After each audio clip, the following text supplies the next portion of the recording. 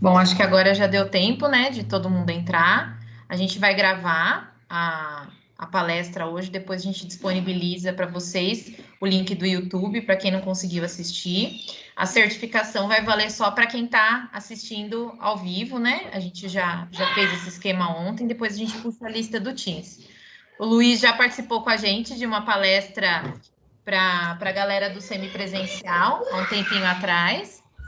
E agora ele vai palestrar hoje para as engenharias. Eu peço desculpa pela barulheira, pessoal, que de casa é meio complicado. Sem Luiz, seja problema. muito bem-vindo, viu? Mais uma vez. Valeu, muito obrigado, pessoal. Valeu pelo convite aí. E tá valendo já? Podemos começar? Pode sim, já colocamos para gravar. Legal, eu vou compartilhar minha tela aqui e vou abrir a apresentação então.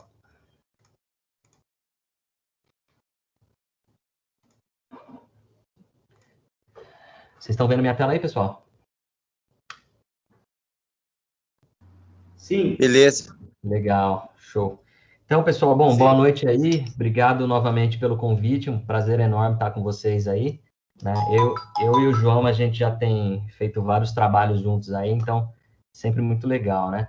O papo aqui hoje, pessoal, é sobre, né, o engenheiro do futuro. Putz, como que é, né? O que será que o futuro reserva aí para o pessoal da engenharia?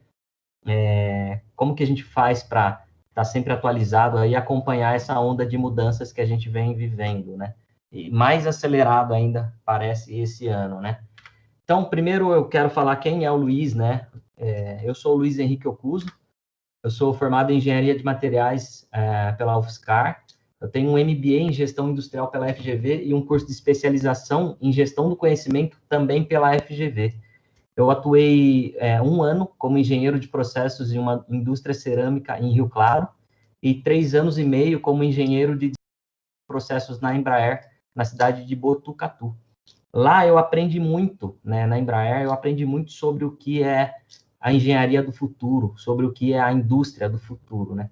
A Embraer, vocês sabem, é uma empresa muito inovadora, muito futurista. O que a gente imaginar de inovação e tecnologia está dentro dessa empresa, né?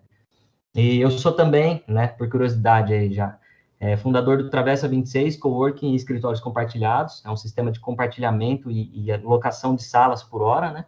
E eu ainda atuo na área da engenharia um pouco, na parte de gestão, né? Então, como consultor de gestão e de tecnologia também.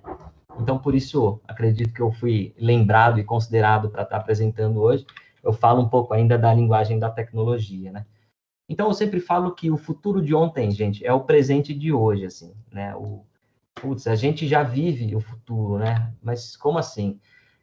Não sei aí a idade de vocês todos, me desculpem se eu estiver falando coisa que ninguém sabe aqui, mas alguém se lembra desse desenho super futurista aí, que era os Jetsons, né? Poxa, aí eu tenho meus 30 e pouquinhos anos aí, eu assistia Jetsons até não muito tempo atrás, né? Os Jetsons são um desenho que surgiu na década de 60 e foi feita uma releitura na década de 80. E ele passava na TV aí brasileira até pouco tempo atrás.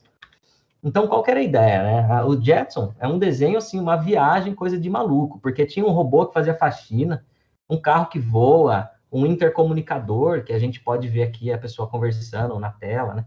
Viagem interestelar, veículos dobráveis, tipo umas coisas bizarras, assim, né? Veículo autônomo, sem motorista e tal. Daí a gente olhava e falava, nossa, será, né, que um dia... E até hoje, assim, olhando para esses desenhos, parece muito bizarro, né? Esse robô e esse intercomunicador. Só que daí a gente começa a fazer um paralelo com o dia de hoje e a gente vê lá que o robô que faz faxina existe, né? Inclusive, tem um do meu lado aqui no coworking. O carro que voa, esse SkyDrive aí, ele conseguiu voar realmente, sabe? Ele é tipo um drone que leva a gente, sabe? O intercomunicador a gente já conhece faz tempo. Inclusive, a gente está fazendo uma chamada aqui quase que por um intercomunicador, né? De vídeo. Viagem interestelar, gente, isso é uma foto da Estação Espacial Internacional. A gente já está ali fora do nosso planeta, né?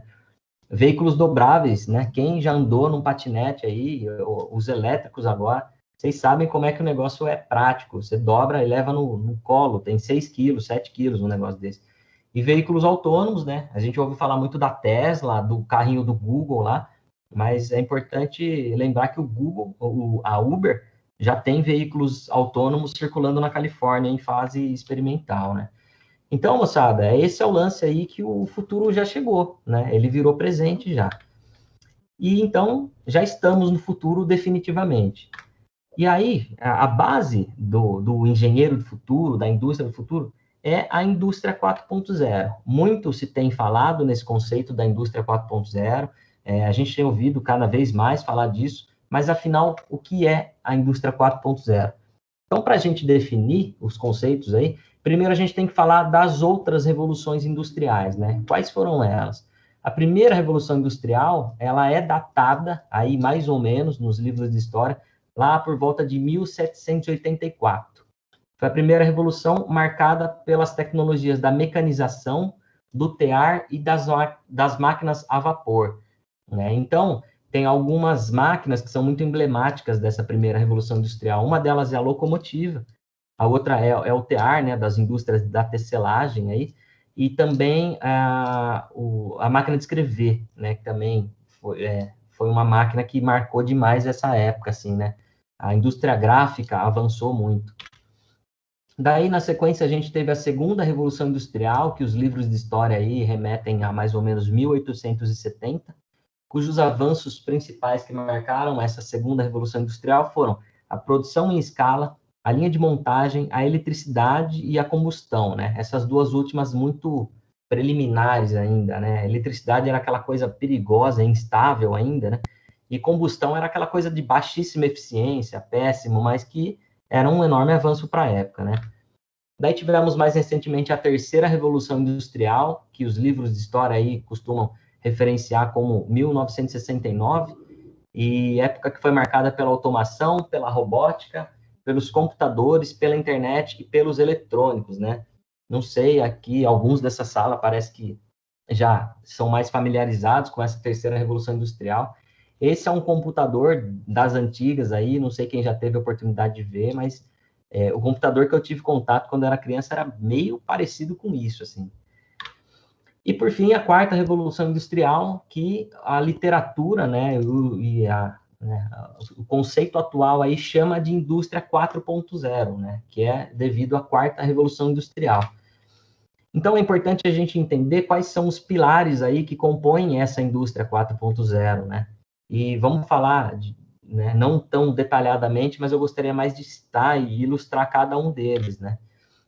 Então, o primeiro, e acho que mais óbvio deles, é a internet. Bom, ninguém tem dúvidas aqui do quanto ela é presente na nossa vida, no nosso dia a dia, né?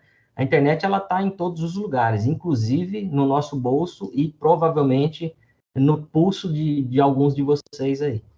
Então, a internet, cara, ainda mais com o advento dessas novas tecnologias de internet de alta velocidade, a internet ela está com a gente quase a todo momento, dentro dos carros, nos aviões.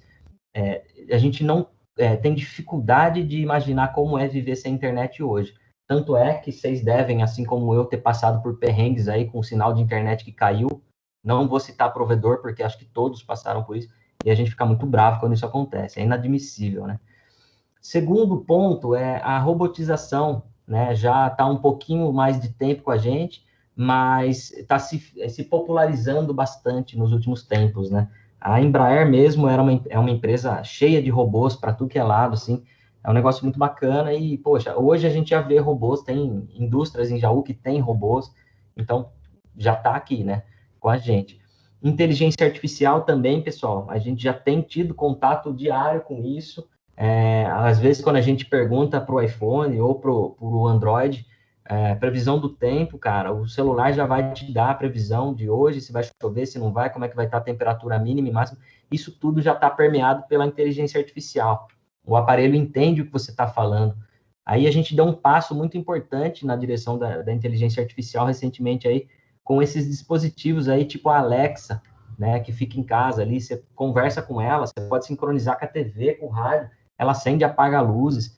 Então, inteligência artificial é um dos conceitos que vem muito forte aí da indústria 4.0, né? A simulação e ambientes cyberfísicos, pessoal, é outro ponto importantíssimo, principalmente para a indústria, tá? Por quê? A simulação, ela economiza muito recurso. Quando você consegue pegar um projeto ou, de repente, um equipamento, transformar ele num digital para fazer uma simulação, né, a partir de dados coletados através de sensores e equações matemáticas ali, você economiza muito dinheiro e muito tempo não tendo que fazer ensaios em campo, né? O computador já prevê as condições para a gente, né? E o ambiente cyberfísicos é essa interação aí do mundo real com o mundo virtual, né? Que tem a ver com a simulação também. O machine learning é uma coisa que a gente também ainda é um pouco novo para o nosso dia a dia, mas a gente vai começar a ouvir isso com muito mais frequência a partir de agora, que é o aprendizado de máquina, ou aprendizagem de máquina, que é a própria máquina aprendendo com o próprio comportamento dela. Então, essas máquinas também são cheias de sensores, e aí elas vão aprendendo conforme as experiências positivas e negativas que elas vão tendo, né? Não sei quem viu recentemente uma notícia que saiu aí, que o Facebook teve que desativar 2 computadores que, né, funcionavam com base na inteligência artificial e no machine learning, porque esses computadores estavam conversando entre si e desenvolvendo uma linguagem que o ser humano não compreende. Então, quer dizer, poxa, a gente chegou num ponto que as máquinas aprendiam e já estavam começando a desenvolver uma coisa que era própria delas, né? Isso pode ficar perigoso, então esses computadores foram desativados, né? Foi uma notícia que repercutiu bastante recentemente, né? Sensores, eu não preciso falar, putz, quem está com um smartwatch no pulso aí, imagina a quantidade de sensores que tem, né? Acelerômetro, sensor de batimento cardíaco, às vezes sensor de pressão. O nosso celular, o smartphone, tem uma série de sensores de luz de proximidade, tudo que vocês podem imaginar. E os veículos, inclusive, né? Já não é de hoje que a gente conhece veículos aí que acende, apaga farol sozinho conforme a iluminação, que liga e desliga o limpador de para-brisa conforme a gota de chuva bate no para-brisa. Então, quer dizer, sensores já estão por aí em todos os lugares. Em hospital nem se fale, né? Os hospitais são lotados de sensores já faz muito, muito tempo, né? Mas o fato é que os sensores eles vão se popularizando, eles vão ficando mais baratos, menores e mais eficientes, mais precisos. O Big Data e o Data Analysis é esse grande ambiente de informações que a gente tem hoje em dia, né? Então, como a internet ela conecta quase tudo e todos, então a gente tem um grande banco de dados que armazena ou pelo menos processa essas informações que vêm e vão, né? Então, o Big Data é esse mundo infinito de informações que a gente tem, e o data analysis é essa expertise, né? Essa habilidade de você saber aproveitar as informações da maneira correta e fazer as correlações corretas para conseguir tirar conclusões e fazer previsões. Sistemas integrados também é um outro conceito que amarra várias dessas pontas da indústria 4.0, né? Então, de repente, uma máquina que está conversando com uma central de comando na indústria, que está conversando também com o smartphone do gestor daquela área, do supervisor de produção, por exemplo. Então, vários sistemas aí, a gente já tem hoje em lojas, em comércio, na indústria, sistemas que fazem a gestão do estoque, já fazem o cálculo de tributos, a parte fiscal, a parte de logística, calcula frete e tal, tudo praticamente no clique de um botão, assim. A questão da cibersegurança é importantíssima, né? Porque já que as informações vão estar todas aí disponíveis, transitando para lá e para cá através da internet e essa bolha enorme que é o Big Data, você precisa garantir a segurança dessas informações.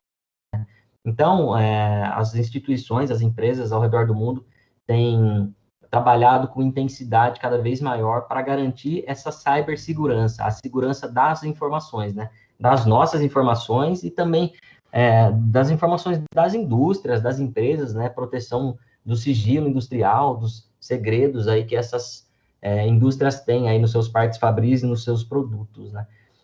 A gente tem acompanhado aí cada vez mais os smartphones evoluindo aí com sensor de digital, com reconhecimento facial, uma série de avanços que os bancos mesmo, né? Antes era só senha, hoje em dia tem verificação em 2 etapas, chega SMS, você tem que confirmar, tal. Então, tudo isso está nesse pacotão aí que é a cibersegurança, né?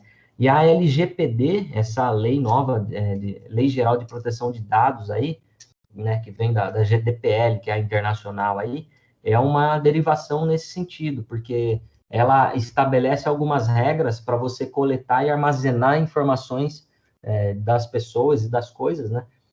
E limitar o uso e evitar os abusos, né, com essas informações na mão. Então, isso tudo vem muito forte agora. Eu acho que até o final desse ano, se eu não me engano, sai aí uma definição da LGPD aí, que é a adaptação para o Brasil.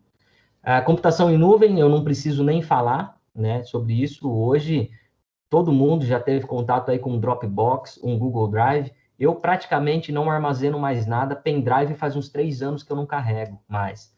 Porque hoje o aplicativo que eu uso para fazer essa apresentação aqui que a gente está vendo é na nuvem. Eu comecei a editar ele essa madrugada na minha casa, continuei no escritório, voltei para casa na hora do almoço, mexi um pouquinho lá e finalizei hoje à tarde aqui. Tá tudo ali, online, num lugar só. Eu consigo editar e visualizar do celular. Então, isso é muito prático, né?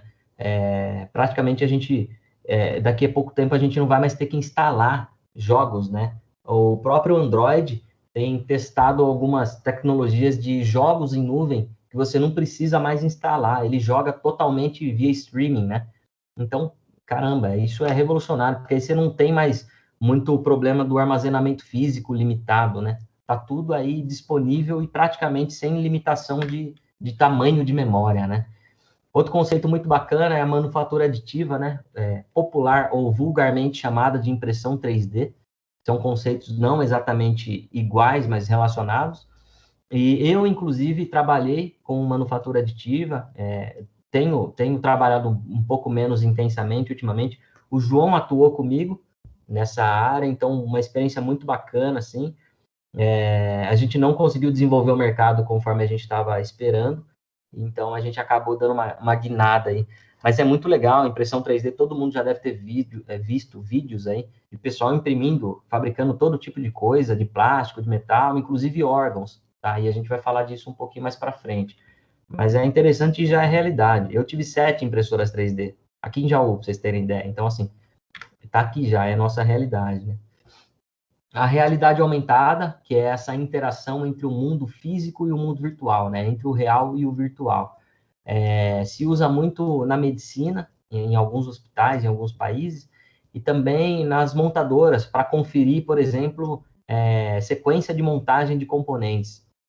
Antigamente se usava gabaritos, adesivos, marcações com caneta removível. Hoje em dia você usa um tablet ou um smartphone, e aí você aponta para a peça, o software reconhece aquelas peças ali na maneira que estão montadas, e ainda, ou ele oferece um gabarito digital para você conferir a montagem, ou ele até aponta a peça que está colocada errada. É muito bacana isso. Tem a realidade virtual também, que daí é uma parte só da realidade aumentada, né? Que são os ambientes virtuais aí. Se a gente vê esses jogos aí que a gente já joga há mais de, sei lá, décadas, né? A gente já fica inserido num ambiente de realidade virtual. Você pega um jogo de corrida aí, põe na câmera em primeira pessoa, ou você pega um jogo de tiro e coloca na câmera em primeira pessoa, você está inserido num ambiente virtual, né? Isso é a realidade virtual, né? E agora, mais ainda com sensores, que você pode vestir uma luva cibernética ou usar uma caneta que vai te dar uma referência espacial e você consegue interagir com o espaço ali. A chamada IoT, né, que é a internet das coisas, também se tem falado muito, né? É um conceito aí que visa conectar tudo e todos, né? Então, é aquele lance da geladeira te avisar que está acabando o leite, que seu iogurte vai vencer, já manda uma ordem para o seu smartphone, você já dá um clique lá e faz a encomenda no Pão de Açúcar, no Americanas, na Magazine Luiza, e aí você recebe em casa, sabe? Aquela coisa das coisas realmente se conectando e se comunicando, né? Isso já é realidade, né? No Brasil não tanto, mas há um bom tempo já eu vejo reportagens aí na área de tecnologia falando da LG, da Samsung, que lançaram um refrigerador que te fala o que está faltando, ele entende o seu hábito de consumo e te avisa com notificação no smartphone sobre promoções e ofertas especiais para os produtos que te interessam, sabe? Isso é uma coisa muito louca que tá para acontecer aí. No Brasil ainda isso está um pouco mais devagar, mas em outros países isso é super realidade, principalmente na Ásia, eu diria, né? No Japão, cara, eu nunca fui, mas assim, tenho contato com pessoas que moram lá, e isso é um negócio surreal do dia a dia deles. os cobots, que são robôs colaborativos, né? Quem tem experiência aí com indústria sabe que geralmente nas áreas onde tem robô, você não pode entrar, né? Tem uma série de sistemas ali, cortina de luz, sistema de segurança, sirene, alarme, todo tipo de mecanismo para te proteger do robô. Porque robôs geralmente são máquinas pesadas e não tão inteligentes assim hoje em dia. Então, se um robô te atinge, ele pode te machucar e até te matar, né? A gente tinha na Embraer robô de pintura que trabalhava com uma velocidade extraordinária, assim. Os braços robóticos faziam movimentos muito rápidos e muito precisos. E se você fosse atingido por um braço daquele, você estava muito ferrado, assim. E os cobots são o contrário disso, né? São os robôs colaborativos, muito mais sensíveis, inclusive eles trabalham em cooperação, em colaboração com os humanos, né? Então, por exemplo, esse aí é um laboratório experimental de montagem de bloquinhos ali, mas que está sendo aplicado pela Universal Robots, que é uma das maiores fabricantes desse tipo de robô.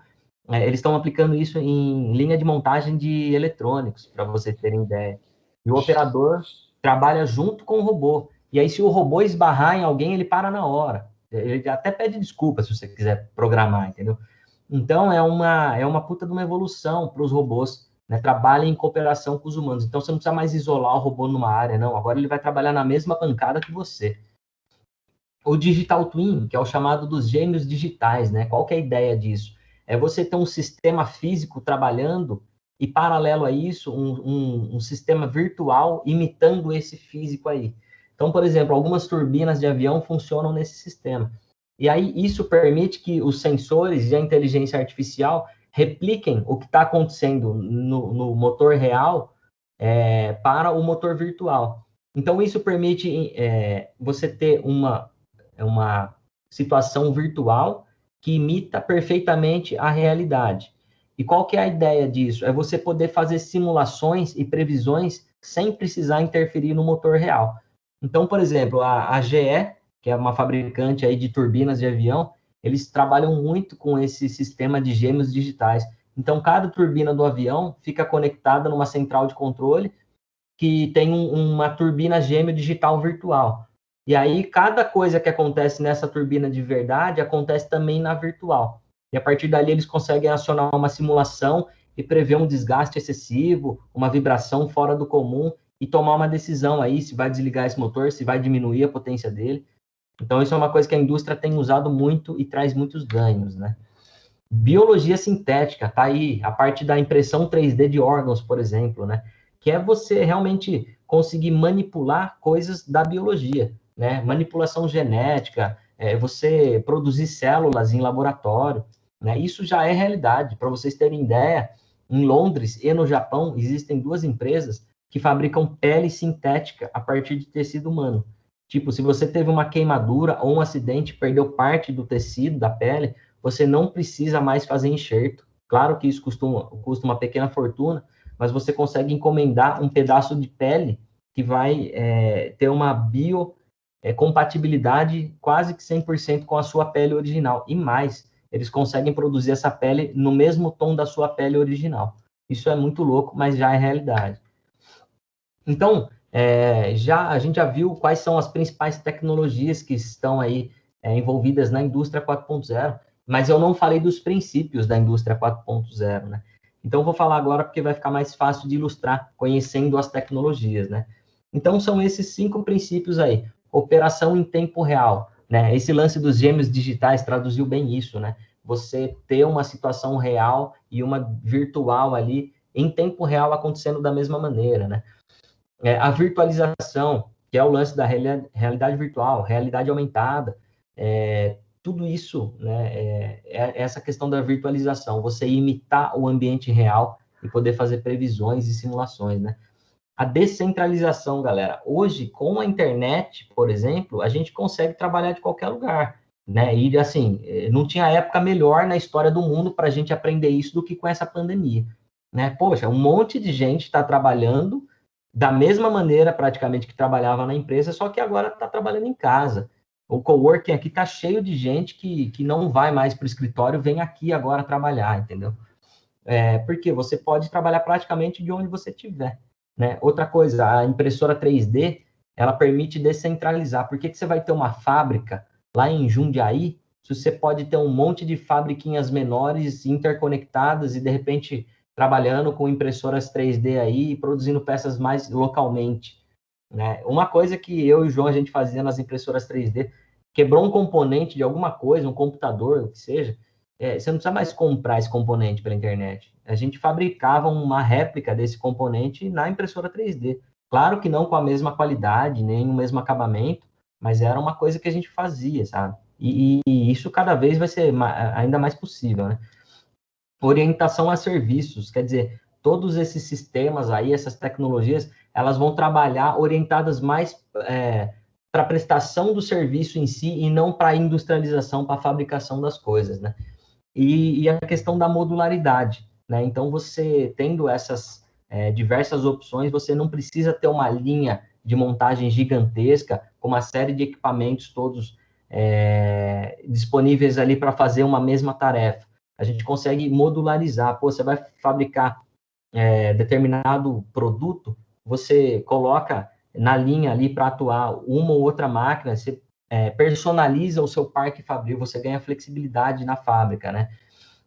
Uma questão de modularidade que tem sido muito falada são as montadoras, né? Quando a gente pega aí, por exemplo, os carros da Volkswagen, eles estão sendo montados todos numa mesma plataforma, né? O que é isso? Cara, é você pegar uma mesma base para produzir o Polo, o Virtus, a T-Cross, esse carro novo maravilhoso aí que é a Nivus.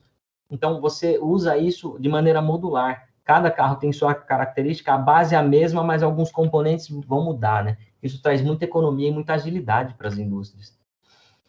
Mas, afinal, moçada, o que muda, né, com a indústria 4.0? O que muda para o engenheiro do futuro? Para onde a gente tem que estar olhando para poder se adaptar e para poder acompanhar, né? Então, algumas vantagens aí da indústria 4.0 e que podem beneficiar o engenheiro do futuro. O acompanhamento em tempo real das coisas que acontecem dentro das fábricas, dentro das empresas, a questão de agilidade, flexibilidade, autonomia, economia e eficiência.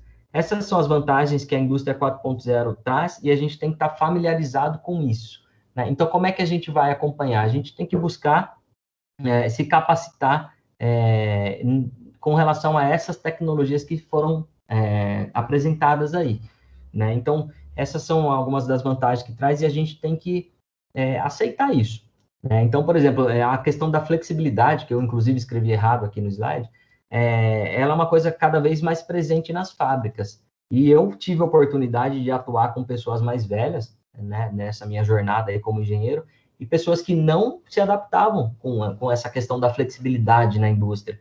Eram pessoas mais conservadoras, ainda meio da época do papel, assim, e é um problemaço lidar com essas pessoas, porque às vezes elas não entendem, às vezes elas tomam decisões, mas por não entender toda essa inovação, todos esses novos conceitos, elas acabam impedindo que algumas decisões importantes sejam tomadas, né? Ou pior, elas tomam decisões erradas.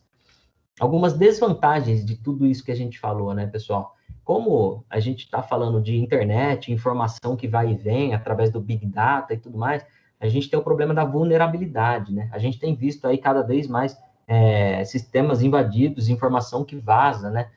O segundo conceito é do cyberataques, né? Putz, cada vez mais comum isso, infelizmente, né? Banco que, putz, vaza informação de cliente, ataque hacker que rouba informação de cliente, questão da espionagem industrial, afinal, hoje o projeto está tudo em nuvem também, a gente manda PDF de planta baixa de peça industrial, que nem está no mercado ainda, manda por WhatsApp, entendeu? Isso é um problema. Roubo de informação, né? Tem uma questão que é a concentração do poder na mão dos detentores da tecnologia, quer dizer, quem domina essas tecnologias vai ter o poder na mão, né? Hoje em dia, quem tem o poder na mão, geralmente é quem tem o dinheiro, né? Mas isso tende a mudar. Lógico que tendo mais dinheiro, fica mais fácil de ter acesso a essas tecnologias, mas quem tiver acesso não vai estar relacionado exatamente com ter mais dinheiro, né? O uso dessa tecnologia para fins escusos também é um problemaço, né? Como golpes, guerras, fake news e principalmente o deepfake, um conceito novo aí que tem sido bastante falado e que é muito perigoso. E deterioração do mercado de trabalho, né? Então, pessoal, eu gostaria de dar ênfase em dois deles. O primeiro é o tal do deepfake, Não sei se todo mundo sabe como funciona, mas o deepfake é aquela coisa de você fazer uma dublagem usando a realidade virtual, né? Então, por exemplo, esse é um caso que saiu aí de um deepfake que ficou famoso, é do Vladimir Putin, e eles estavam comparando um vídeo do Putin realmente falando e um outro vídeo deepfake, e, vocês podem ver que é muito parecido, é muito convincente. Aquele vídeo, desculpem aí entrar nessa questão polêmica, mas aquele vídeo lá do Dória, né, em situações um pouco constrangedoras aí, envolveu a questão do deepfake, né? Que ficou naquela discussão se era o cara ou se não era, se o rosto era dele ou se era uma simulação de computador, sabe? Aquilo lá é deepfake. E outra questão é a deterioração do mercado de trabalho, né? Com todas essas mudanças, assim como toda mudança, parte das pessoas vão ficar prejudicadas com os seus trabalhos, né? A gente ouve falar, às vezes, aí da inteligência artificial que vem para substituir contadores, advogados, né? Não acredito que seja tão radical assim, mas boa parte da galera vai ser substituída, né? E aí, como fazer para se adaptar, para acompanhar, né? Então, no Brasil, a gente ainda não tem disponível em grande quantidade, nem tão acessível, cursos que vão capacitar a gente para essas tecnologias. Mas é importantíssimo a gente estar de olho, pelo menos se antecipando e entendendo o que está por vir. Porque aí, assim que começarem a surgir essas capacitações, a gente vai poder acompanhar, né? E aí é importante dizer, né, para os engenheiros do futuro, qual é o tamanho da oportunidade, né? Qual é o tamanho desse pote de ouro aí que a indústria 4.0 vem trazendo para os engenheiros do futuro, as pessoas que estiverem alinhadas com esses conceitos, né?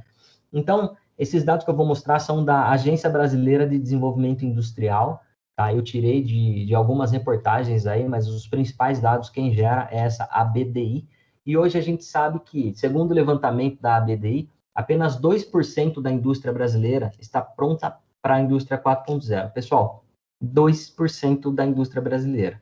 É pouco, né? A gente tem países aí fora, na Europa, que mais de 15, 20% das indústrias já estão aptas e adequadas para a indústria 4.0. No Brasil, a gente pode citar quem são essas empresas aí. São essas maiores que a gente vê aí, Embraer, Honda, montadora, né, tanto motos quanto veículos, Toyota, a Fiat é uma que está muito na frente nesse aspecto da indústria 4.0. As indústrias farmacêuticas estão muito prontas para isso. Indústrias de tecnologia, de instrumentos de laboratório. Então, mas são pouquíssimas, assim, que estão realmente acompanhando essa evolução, né? E a previsão, segundo a BDI, é que apenas 10% da indústria vai estar preparada até 2030. Ou seja, galera, se hoje cerca de 2% está preparado, daqui 10 anos a gente só vai ter mais 8% das indústrias preparadas. Ou seja, isso é importantíssimo, porque uma oportunidade enorme para quem estiver dentro de uma indústria que não está preparada, é possível puxar essa conversa aí, né? Iniciar um projeto para adequar, para começar a entender, acompanhar qual é a ideia da indústria 4.0 e como fazer para adequar essas empresas para essa tecnologia. Qual que é o potencial desse mercado, pessoal? Nos próximos 15 anos, existe uma perspectiva de 15 trilhões de dólares envolvidos aí nessas tecnologias da indústria 4.0, entre adequações, aquisição de software, de maquinário, capacitação de pessoas. 15 trilhões. Seria 1 trilhão por ano na média. É muito dinheiro. Estamos falando em dólar, que está quase R$6. E a previsão para o Brasil é uma redução de 73 bilhões de reais em redução de custos industriais até 2030. Ou seja, nos próximos 10 anos, o que essa indústria 4.0 e o que os engenheiros do futuro vão contribuir para as indústrias, segundo a perspectiva, é em cerca de 73 bilhões de reais em economia de tempo, de materiais, em redução de desperdício, entre outros aspectos aí. Então, a questão, pessoal, é o seguinte: vocês estão preparados? Eu acredito que não, eu também não estou, e o importante dessa discussão de hoje é assim, acender uma luz aí, levantar esse alerta para que a gente esteja de olho no que vem pela frente para poder se capacitar.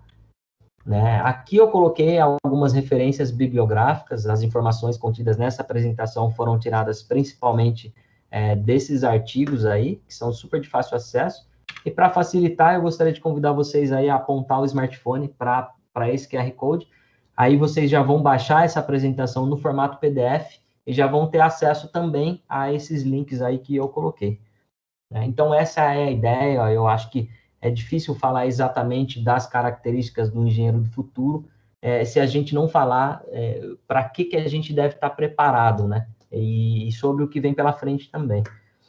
Eu gostaria de abrir aí para perguntas, para comentários. Pessoal, fiquem super à vontade, eu vou deixar mais um tempinho aí o QR Code para quem estiver baixando.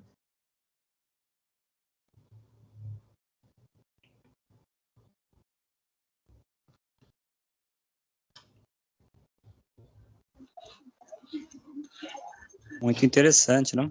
Legal, né? O que mais surpreendeu aí, pessoal? Alguém ficou assustado, preocupado?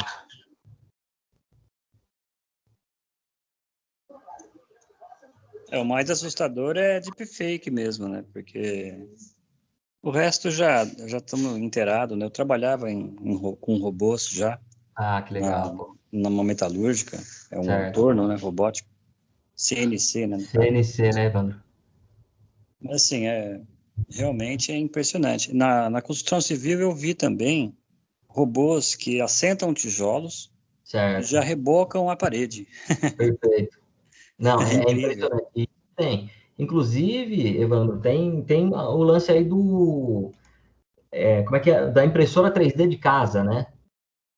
Que, na verdade, não sei se você já viu, mas são guindastes com uma bomba de concreto de alta capacidade, que esse guindaste, ele é tipo um CNC, né? Então, ele sabe por onde ele vai ter que caminhar, e esse guindaste aí vai depositando concreto ali pelo bico, né? Que bombeia o concreto. Eu vi isso daí.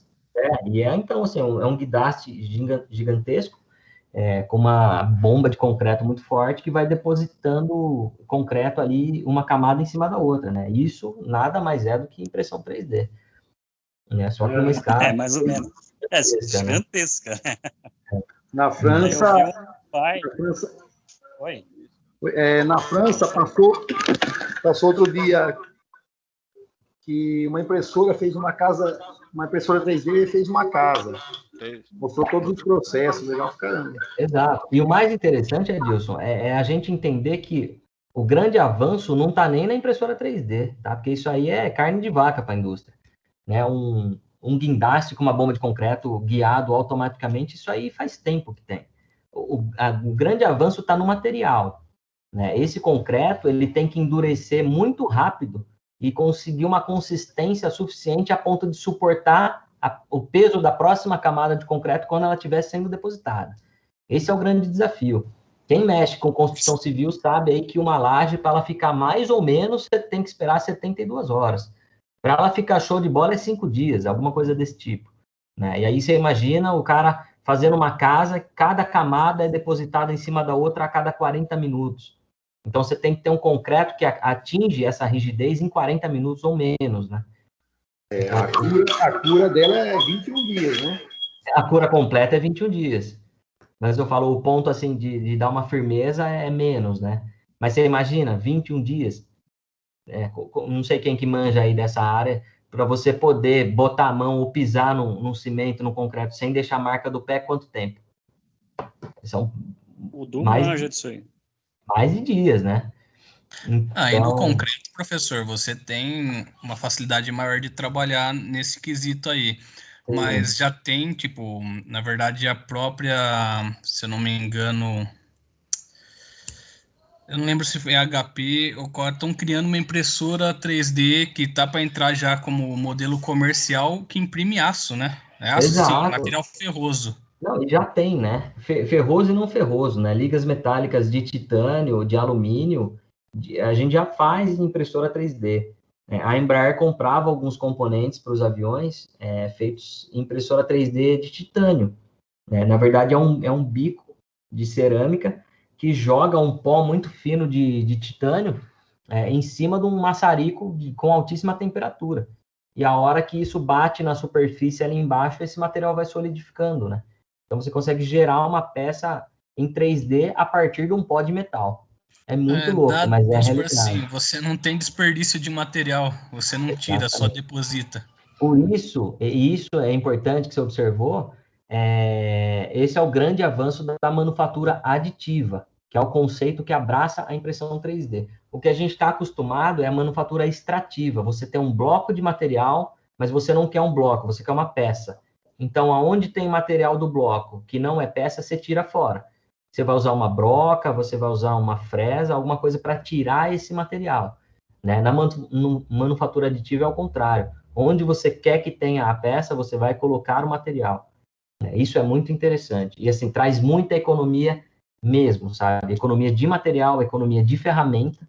Né? Quem trabalha com a parte da metalúrgica, da indústria de fabricação de peças, assim, sabe o quanto é caro e o quanto tem de desgaste de ferramenta, né? Não só ferramenta, professor. Por exemplo, eu trabalho com projetos e existem peças que às vezes você vai fazer, você perde mais de 50% de material no processo. Exato. É um desperdício gigante, porém você não tem uma escapatória, não tem para onde você correr. Aí você tira aquela caçambada de cavaco e aí você faz o quê? Nada, você vende como sucata, né?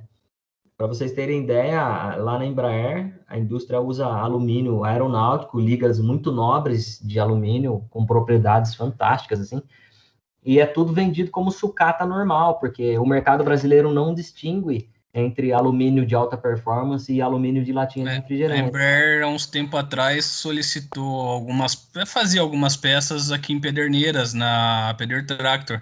E eles retiravam, o material que chegava, eles retiravam a sucata junto, por causa do valor da sucata. Pois é, cara.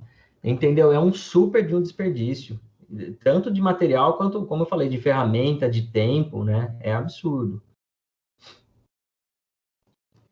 Quem mais, pessoal? O que vocês acharam aí da parte de...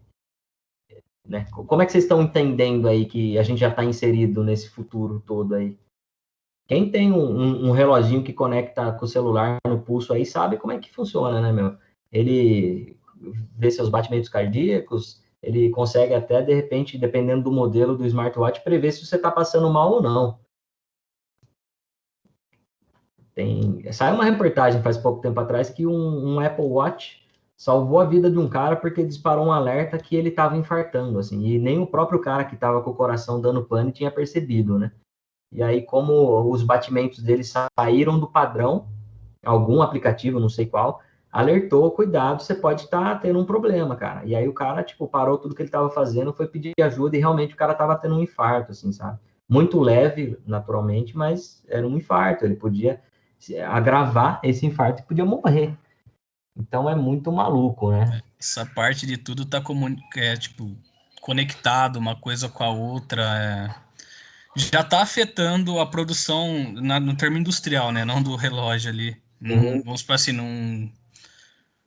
numa escala global, porque hoje você trabalha em conjunto com um engenheiro lá no Japão.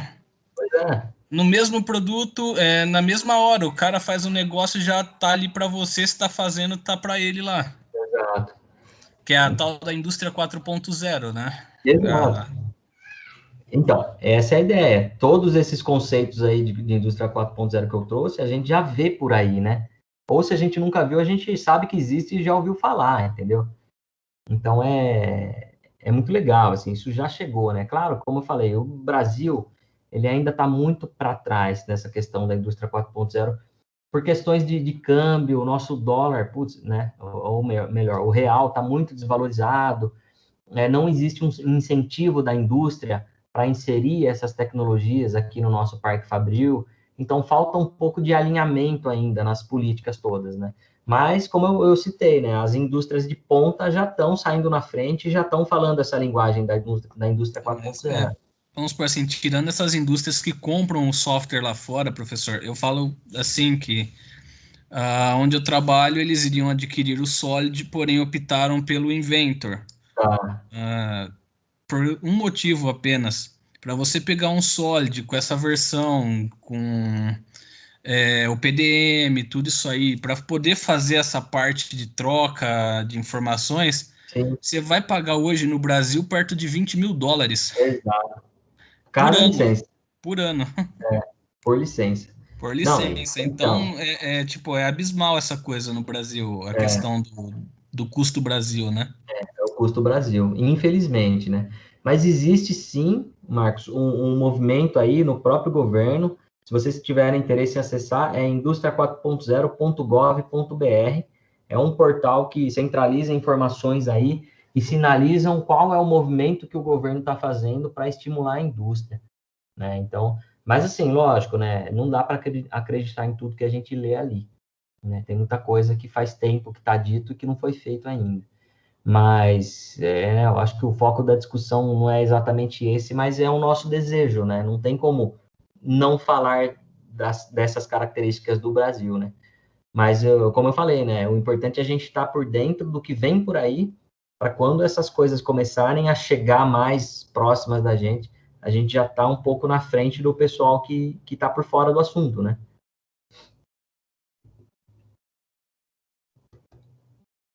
Viu, Luiz?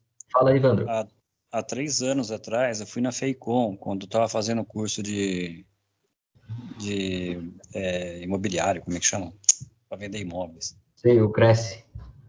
Para pegar o Cresce. Eu até peguei ele. Aí eu fui nessa FEICOM. Lá tinha um stand que tinha umas pessoas querendo vender vidros, né? Que era feira de construção, né? E você tinha que colocar um óculos lá, um aparelho na cara, de realidade virtual, sentar numa cadeira, dentro de uma cabine lá. Cara, você entra dentro da casa, você vê a sensação do vidro, ele vendia justamente isso, né? A ideia era vender que o vidro ele refletia o calor e dentro do imóvel não tinha calor. Então ele mandou o software coloca a gente em dois ambientes, um com o vidro que eles queriam vender e o outro sem o vidro, né? Um outro tipo de vidro. Cara, a diferença térmica é muito grande, você sente a diferença e você entra dentro do ambiente, cara. Coisa louca, muito né, legal, é muito legal o que eles fizeram. Eu gostei. Realidade virtual é da hora. Cara, e feiras, Evandro, são locais excelentes para a gente ter contato com essas tecnologias de vanguarda, assim, né? Porque, putz, cara, tudo que é de moderno os caras vão querer mostrar na feira, né? Mas, para você ter ideia, assim, a própria Embraer usa, né, um software de realidade aumentada que o operador entra dentro do avião em construção e com óculos de realidade aumentada ele faz uma inspeção na instalação da parte elétrica e hidráulica. Então, existe um gabarito virtual com cada cor de cabo e tubo que tem que passar, e o cara tem que ver se isso bate com a realidade, sabe? Isso existe, é muito massa, cara. Então, já tá aí, né, pessoal? Mais próximo do que a gente imagina, né? Hoje a gente vai em shopping, né? Você já entra, tem esses óculos de realidade virtual que o cara te insere num ambiente lá. Então você senta numa cadeirinha que vibra, o cara põe um óculos na tua cara, de repente você tá no meio de um parque de dinossauros, daqui a pouco você tá mergulhando dentro de um submarino a sei lá quantos quilômetros de profundidade. Isso é muito legal, né, cara? Hoje tem um óculos, né, de realidade virtual que na verdade é só um aparato que você põe na cara e aí você põe o celular dentro, né? E aí você abre os aplicativos de VR, né, de realidade virtual lá, e você, com o seu próprio celular, você imerge em cenários absurdos, assim, né? É muito interessante, cara. Você caminha, o acelerômetro do celular sabe se você virou a cabeça, se você olhou para cima, para baixo, e aí ele vai te dando respostas no software ali, conforme os movimentos que você vai fazendo, né? Cara, é sensacional isso, né? Eu me divirto a beça com essas coisas.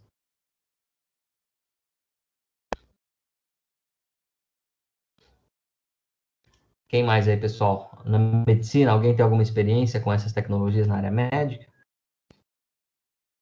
Hoje em dia se usa óculos de realidade aumentada para planejamento de cirurgias ortopédicas, né? O cirurgião, ele na hora de posicionar, por exemplo, placas e pinos, quando a pessoa tem uma fratura, já existem softwares que apontam no óculos de realidade virtual do médico, onde ele tem que furar o osso para colocar um parafuso para parafusar uma placa. Puta coisa louca, assim, né? Mas existe. Só ver aquele robô, o Da Vinci, né? O Da Vinci, o robô cirurgião, cara. Aquele robô é coisa de outro mundo, professor. Pois é, cara. Inclusive, tem aquele médico brasileiro, esqueci o nome, mas o que fez aquele exoesqueleto para o menino na Copa do Mundo lá, famosíssimo, esqueci o nome dele. Esse cara, ele opera, a partir do Brasil, ele opera pessoas no mundo inteiro, cara, conectado no Da Vinci. Ele tem uma workstation lá, né, a estaçãozinha de trabalho que ele pilota, e, cara, ele conectado, ele opera esse robô de onde ele estiver pela internet, cara. Muito louco, né? Imagina. E assim, você vê, se um médico está fazendo cirurgia através de um robô com óculos de realidade aumentada, imagina na indústria aqui que não é capaz de fazer.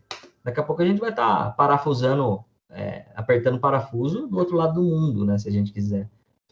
Na área de projetos, essas empresas de ponta, você já consegue fazer o projeto com óculos de realidade aumentada, como se você tivesse em loco, mexendo, alterando a peça ali. Perfeito, cara. Você imerge totalmente ali no ambiente, né? É verdade. Isso é muito bacana, né? O que vocês têm visto no curso aí nesse sentido? Alguma dessas tecnologias já é mais familiar para vocês aí?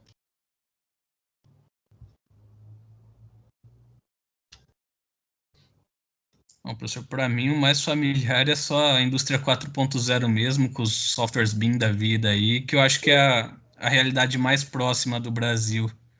Que é o que chega primeiro, geralmente, né, Marcos? O software, ele vem primeiro, né? Daí toda a parte da integração vem depois, a parte de maquinário.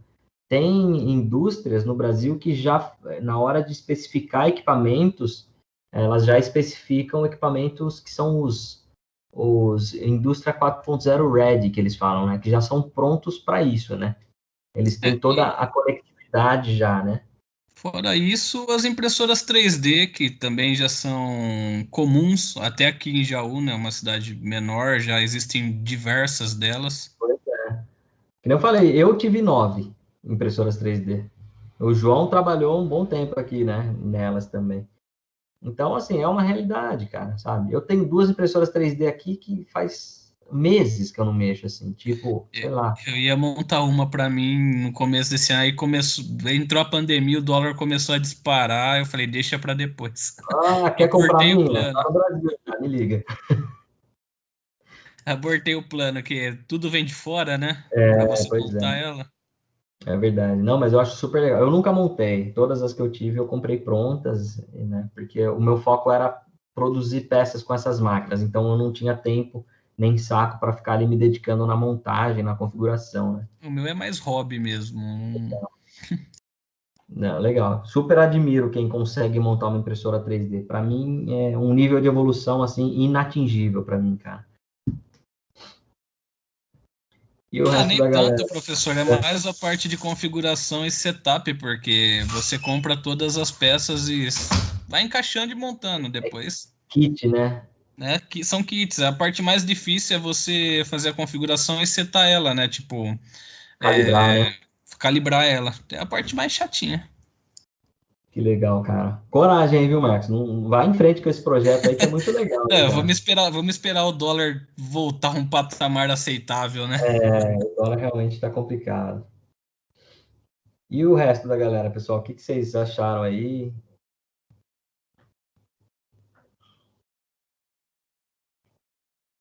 Particularmente, eu gostei bastante da palestra. Já conhecia algumas tecnologias, né? Uma coisa que não foi comentada, que eu achei interessante, de repente, na parte de corte e dobra, hoje, né? O oxicorte por água, corta a chapa de 4 polegadas com água e totalmente automatizado. A pessoa só desenha no AutoCAD, manda para a produção e o maquinário todo já interpreta, corta e troca os bicos, faz tudo. Eu vi lá uma empresa que eu visitei, cara, é incrível, fantástico. E auxilia muito. O problema realmente é a quantidade de pessoas que são demitidas, né? Exato. A substituição das máquinas, né?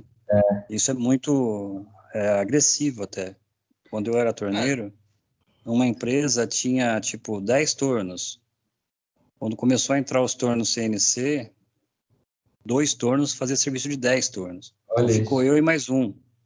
Então, é complicado, você fica até com dó de quem perdeu o emprego, né? Mas aí que tá, temos que estar preparados para o futuro, senão a gente vai ficar no vácuo, vai acabar perdendo espaço. Essa é a realidade. Eu não considero, assim, como perca de emprego, mas sim que você agora precisa estar mais preparado, né, qualificado para o que está vindo, porque, na verdade, você tirou um torno convencional, botou um CNC que faz 10 vezes, porém, o quanto o consumo não aumentou no mundo desse tipo de peça? Não, mas mesmo assim, a quantidade de pessoas que uma máquina substitui é muito grande. Não dá para comparar. É muito grande mesmo. É uma coisa assim absurda. Colheitadeira de cana. Uma colheitadeira de cana hoje faz tudo por GPS. É 10 colheitadeiras por GPS. Não tem nem operador dentro da máquina. Ela colhe o que o nego ia demorar um ano para colher, cara. Vamos falar assim. Essa é uma área que eu estou mais inserido. Beleza, você tirou um monte de gente que fazia um serviço que tecnicamente é insalubre, totalmente insalubre, que seria o corte de cana.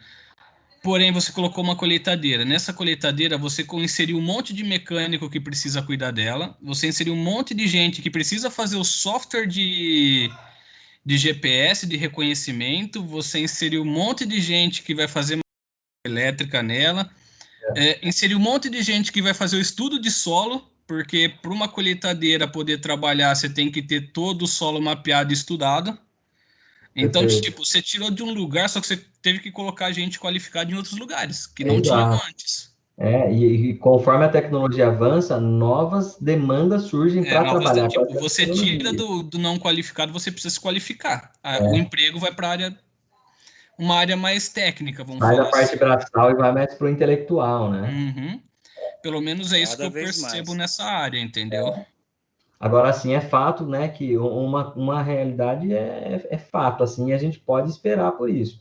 Com esse lance do machine learning, ou aprendizagem de máquina, as máquinas não vão mais precisar de tanta gente ensinando, elas vão começar a entender o que elas têm que fazer. Daí sim a gente vai ver uma... Não precisa de tanta gente ensinando, mas precisa de tanta gente cuidando dela, vamos falar. Uma linguagem mais... Assim, vai ter que ter gente cuidando. É verdade. Não, mas é verdade, assim, que existe a deterioração, né, do mercado de trabalho, isso é fato, né? Aquele lance, quantas pessoas uma colheitadeira tirou do campo, né? Beleza, sei lá, 100 pessoas ali numa determinada área. Para uma máquina, você não vai ter 100 pessoas trabalhando, né? Essa que é a conta que não fecha, sempre vai ficar gente de fora, né? Claro que assim... É isso que eu estou falando. Exato. Você vai ter novas demandas? Com certeza, para a gente para programar, para dar manutenção elétrica, hidráulica, mas não é a mesma quantidade de gente que saiu do campo, né? Então, tudo isso vai ter que ser levado em consideração, e essa é a grande preocupação, né, de quem está inserido diretamente aí na tomada de decisão dessa indústria 4.0, né? Vamos falar, professor, assim, você tirou do campo, mas eu olho como uma profissão de um boia fria. Sim. Não falando que... Desmerecendo, porque a minha mãe mesmo, ela já foi isso, antes de casamento, tudo. A minha mãe foi boia fria, então, vamos falar... É uma profissão, um emprego totalmente insalubre e prejudicial à saúde de quem está lá. Sem dúvidas isso. Então, na verdade, essas pessoas que saíram disso, se procuraram se aperfeiçoar, entraram em outra área. Muito melhor para a vida delas, né, inclusive. Entendeu? Eu acho que a máquina está substituindo mais gente em questões de empregos de lugares totalmente insalubres, prejudiciais à saúde, coisas do tipo. Onde você não tem tanto isso, eu acho que a indústria não está automatizando tanto, por causa como o senhor acabou de falar aí. Quem está no comando também pensa nesse caso. Não adianta eu substituir um monte de trabalhador, depois não vou ter quem vai construir, porque não vai ter dinheiro no mercado. Isso é fato. Mas você vê, né? Quer ver um exemplo mais próximo da nossa realidade aí, né? Por exemplo, a questão do Uber. né? Como o Uber deixou um monte de taxista desempregado. Tá, mas espera aí. Se tem um monte de gente que entrou como Uber e tirou o trabalho de um taxista, o que essas pessoas que são Uber hoje estavam fazendo antes? Esse é o ponto interessante, o entendeu? que impede um taxista de virar um Uber? Não, nada, então. É aí que tá. Agora, todo mundo tá apto a isso. Digamos assim, todo mundo pode fazer essa virada de chave. Agora, pensa naquele tiozão taxista que não se adaptou com a tecnologia. Esse cara vai ficar para trás. Né? Inclusive, você vai lá na rodoviária, você vai ver que tem taxista tiozão lá na Santa Casa que não usa aplicativo, cara. É taxista de ponto ainda, o cara que atende o orelhão para pegar um passageiro, entendeu? É muito louco, cara. Mas assim, ainda existe. Claro que mas esse aí, cara. vamos falar assim, né? A tecnologia que tirou o emprego dele, é ele que não quis a tecnologia. Mas é interessante, Marcos, a gente pensar nisso para você ver como ainda existe essa realidade, né, cara? É muito louco. Ó, pra você ter ideia, Marcos, hoje, cara, esse ano, 2020, eu recebi um currículo escrito à mão, cara. Tem ideia do que é isso, velho? A pessoa escreveu o currículo e xerocou, cara, com Lá os na empresa a atributos. gente recebe vários ainda desse, Luiz, muitos. Aí, Não assim, são poucos. Se você parar para pensar, lógico que assim, a gente tem que considerar que são pessoas que têm bem menos acesso às coisas do que a gente tem, mas, mano, se você olhar para o lado, assim, parece um negócio impensável, né? Considerando que quase todo mundo hoje tem um celular, tem uma internet, entendeu? E às vezes o lance não tá nem que a pessoa não tem grana para imprimir ou para ir numa lan house digital. Às vezes a pessoa não sabe. Às vezes a pessoa não conhece um software para poder digitar o currículo dela, entendeu? Olha que louco isso, cara. Né? Então, esse aí é mais um fator Brasil, né? Porque se você pegar isso lá fora, muitos governos de países mais desenvolvidos, eles têm políticas de trazer esse pessoal para a tecnologia, né? De cursos, essas coisas, o que a gente não tem aqui. Agora eu vou pegar na outra ponta. Imagina, Marcos, os países menos desenvolvidos. Cara, imagina o interior o sertão do Agreste no Brasil, a gente não tem ideia do que é isso, cara. Entendeu? A gente tem no próprio Brasil, bom, o Brasil é um continente, né, cara? Tem inúmeras realidades dentro de um Brasil, né? Mas você imagina, cara, você pega aí, algumas regiões em Minas são completamente precárias, assim. Hoje, vira e mexe, você vê aí no Fantástico, no Globo Repórter, comunidades aí no Brasil, cara, aqui perto do nosso Sudeste, comunidades que não têm energia elétrica, água tratada. Minas, você passou de Belo Horizonte para cima, realmente tem uns lugares que é complicado ali. Então, cara, você imagina? Então é muito louco, assim, a gente parece, né, que está muito distante da nossa realidade.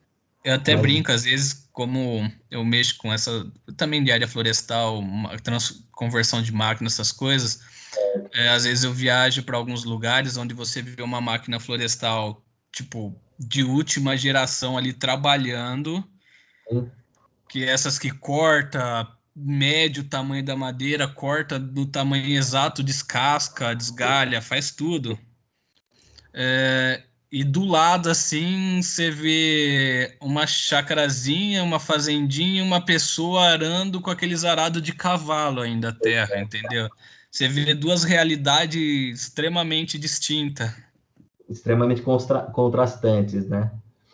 Um exemplo que eu vivencio isso às vezes, cara. Você pega, Marcos, aeroportos, assim, aeroportos menores no sul do Brasil ou no Nordeste, cara, você vai ver o aeroporto enfiado naquele bairro super humilde, assim. Quer dizer, cara, dividindo muro, né, com um aeroporto, que é um dos lugares que recebe aviões, né, que tem uma das coisas mais tecnológicas que tem hoje são os aviões, né, fazendo fronteira ali com comunidades extremamente pobres, assim, que malemar tem muro, sabe? Então, é muito louco, cara, mas essas realidades contrastantes aí estão em contato quase que em tempo integral, né? Tipo, é muito distante uma realidade da outra no mesmo lugar, no Brasil. No mesmo lugar. Tipo, aquela grande empresa que investe no maquinário ali milhões, porque uma máquina dessa que eu te falei custa em média de 2 milhões de reais. tipo assim, não investe na capacitação do pessoal ao entorno da sua operação ali, para capacitar eles a trabalharem para eles, entendeu? Então você vê um negócio é bem estranho de se ver, assim, de se observar. Não, é muito louco, né? O Carla, João, como é que a gente está de tempo aí? Oi, Luísa. Acho que deu para passar a mensagem aí para o pessoal. As palestras estão mais ou menos nesse período de 1 hora, né? Não. E eu queria te agradecer mais uma vez pela colaboração. Eu acho Agradeço. que só veio agregar ao curso e principalmente nesse momento que a gente está vivendo, né? De se reinventar em todas as áreas, né? Os nossos alunos, eles são alunos da modalidade presencial, mas nós estamos aí desde março fazendo as aulas via Teams, se adaptando ao novo portal do aluno, né? A Anhanguera fez uma grande adaptação no portal do presencial para que as aulas continuassem acontecendo, né? A gente teve até a primeira, acho que nunca se pensou em fazer aula prática à distância. Nós tivemos esse semestre aulas práticas ministradas à distância para não prejudicar e não atrasar ainda mais a formação e nem o curso, né? Claro que existem coisas que a gente teve que adiar, né? Os alunos vão fazer as aulas em laboratório, mas assim, eu acho que o seu tema foi muito pertinente e ele vale em relação a tudo, né? A gente adaptou a nossa realidade na área da educação e assim a gente acho que vai aprendendo junto aí a inovar e crescer cada vez mais. Então, quero te agradecer realmente. A gente vai disponibilizar depois o link no YouTube, aí eu passo para você também sobre essa palestra. E agradecer aos alunos aí a segunda noite de participação, de grande adesão, né, das engenharias. Essa semana da engenharia era para ter sido feita presencial, ela já vem sido planejada há um tempo, mas nós não podíamos deixar de fazer, ela estava prevista no nosso calendário acadêmico, né? E a gente teve que também fazer de uma forma adaptada, mas eu acredito que deu para passar a mensagem muito bem. Quero te agradecer realmente. Eu que agradeço pelo convite, estou sempre à disposição, inclusive quando a gente puder voltar para a sala de aula, eu aceito o convite para estar também. Opa, estará sim. A gente, ano passado, teve até um campeonato aí entre os cursos, teve um projeto de drones, foi bem legal. E a gente pretende retomar também e a gente te convida para participar com a gente. Acredito que você vai gostar bastante. Com certeza, vou ter o maior prazer, Carla. Show de bola. Obrigada, pessoal. Obrigada a participação de todos vocês. E amanhã a gente tem 2 palestras também acontecendo, uma às 19 horas com o professor Antônio e uma às 8h30 com o professor convidado, com o Diogo. Também é um tema na área de tecnologia, acredito que vocês vão gostar bastante. E aí eu divulgo lá no grupo para vocês e na sexta-feira a gente finaliza com uma palestra com o professor Marcelo também às 19 horas. Boa noite a todos e muito obrigada. Tchau, pessoal. Obrigadão. Valeu. Boa noite. Obrigado. Boa noite a todos aí. Boa noite.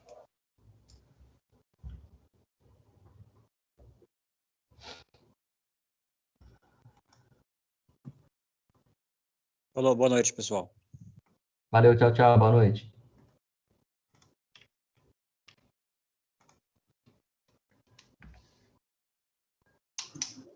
Boa noite. Tchau, boa noite.